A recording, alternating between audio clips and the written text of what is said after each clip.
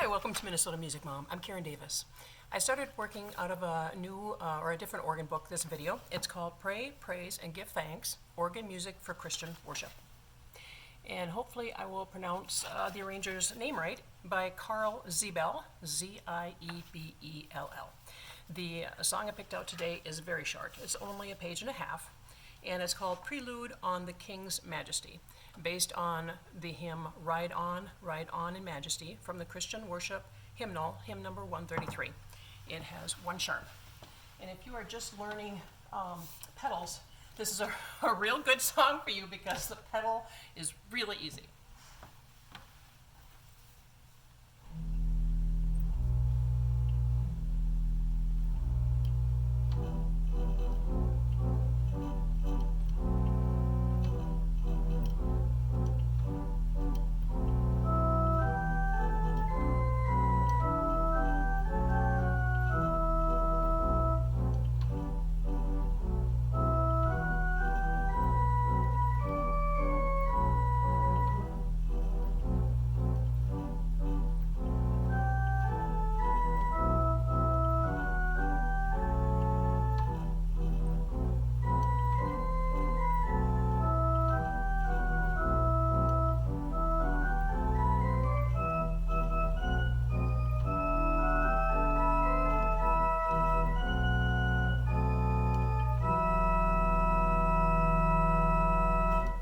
Is actually how it ends. If you don't like the combination there, you can just remove the conflicting one and end that way. So there again, the pedal is very easy. So if you're just learning pedal, this would be a good song for you because it's got real easy pedal on it. And this book again is Pray, Praise, and Give Thanks, Organ Music for Christian Worship by Carl Ziebell. So that was a real short song. I think I have a little time to tell you that, I want to encourage you, if you can play piano or organ, I want to encourage you to consider playing for your church. I'm sure that whoever arranges the music or your pastor will be just tickled, just overjoyed for you to offer to play, because it just seems like organists, real life people, organists and pianists playing for church are becoming very few and far between. We also have a computer program called HymnSoft. In case I'm sick or I'm out of town or something, then someone, usually my sister-in-law, runs the HymnSoft program, and it's run through our laptop and then through the digital piano. And of course it can have, the digital piano has all kinds of different instrument sounds on it, so it can be piano or organ, but people don't really enjoy the digital sound as they do with the organ or a real live person, because the person can adjust to the way the congregation is singing. So I would like to encourage you, if you, well, and actually any instrument, if you play, whatever instrument, clarinet, saxophone, drums, guitar, that would beautify the service and praise the Lord with your music. Now, I do want to tell you though, that if you play for church services, those of you that already play for church services, you know that things do not always go smoothly. So if you don't play and you are considering playing, I don't want this to dampen your enthusiasm at all.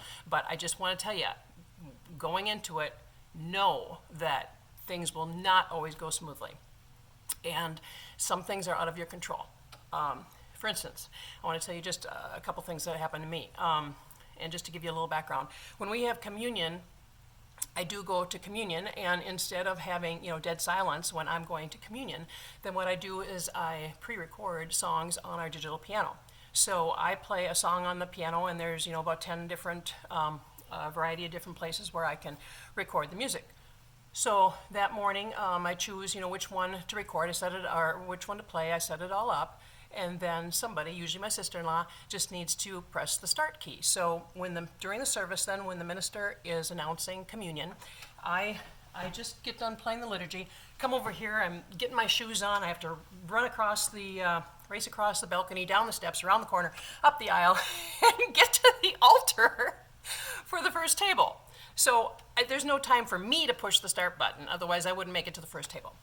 So that's why while I'm doing all that, my sister-in-law is standing poised, ready to start to press the start button when the minister is done announcing communion.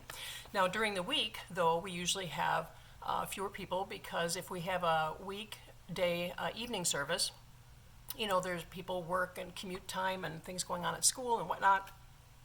So we don't always have people up here in the balcony. So if we don't have anyone in the balcony, then I don't go to communion, because otherwise it's not going to work for me to press the start button. So this one Wednesday evening, there was no one in the balcony. And so when the minister finished announcing communion, then I started playing the hymn. And people were singing, and I'm playing the hymn. And I hear footsteps coming up the steps here to the balcony. And so I glance over my music, and I see it's an usher. And I want to tell you, I don't know what people, think as far as organists, what they're thinking about, while they're playing the song. But we're not just concentrating on the notes. There's all kinds of things going through our head. I mean, you're thinking about what's going on, what's the minister saying, what table are they on, how many people, do I have time to do, how many more verses should I do with the congregation singing? Is that going to be too many? Maybe I should throw in a, soften up and do an interlude, and how many, and you're thinking about the next song and how, you get it out and settings of the, or, I mean, there's all kinds of things going on in your head while you're playing this hymn. So I see the usher coming across the balcony towards me, and it's no big deal. I mean, sometimes people have messages for me while I'm playing, and they can come up and talk to me while I'm playing, and I can keep playing and listen and have a little conversation off to the side while I'm playing. That's not a problem at all. But this usher is coming across the balcony to me, and he's going like this. And he's looking right at me, eye contact, and he's going like this. Well, this to me means quit, stop, cease and desist, do not play anymore. And I'm playing this hymn, and people are singing, and communion is going on, and he's going like this to me, coming across the balcony at me. And I'm thinking, well, what happened? Did somebody have an emergency? Somebody have a heart attack? What's going on? And so I look up to the front, and everything looks normal. Nobody is looking panicked or anything. And, I peek around the corner here as best I can to the whole congregation, and I'm trying to see if anything's going on. And I'm looking at him, and he's going like this. And I'm like, well, I don't know. And I'm keeping playing, and people are singing. And I'm like, well, he's saying to quit.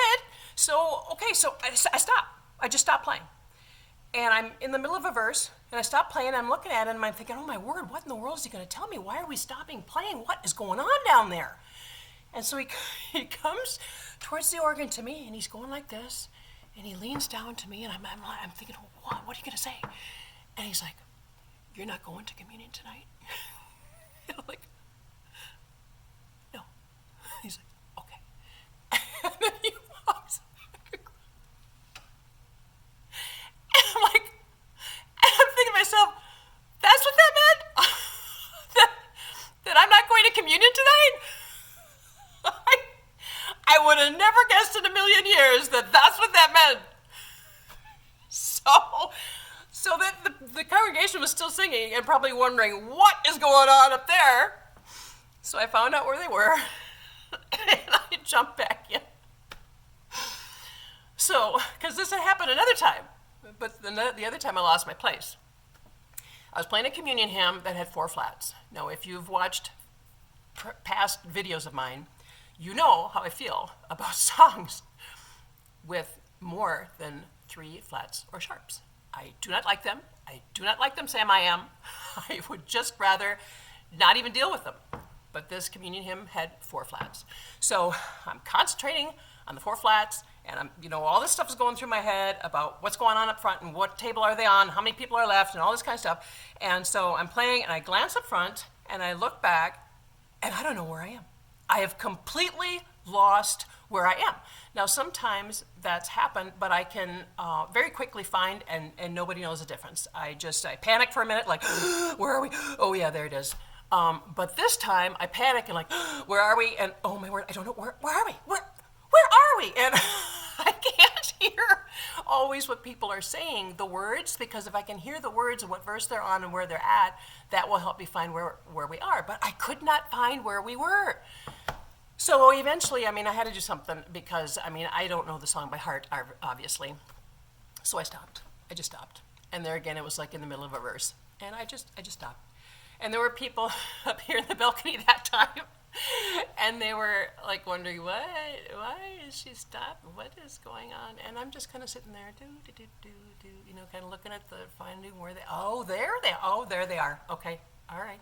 So I just waited until they got done with that verse, and then I started in on the next one. And after the church service, people had thought, was there something wrong with the organ? It's like, no, I just lost my place.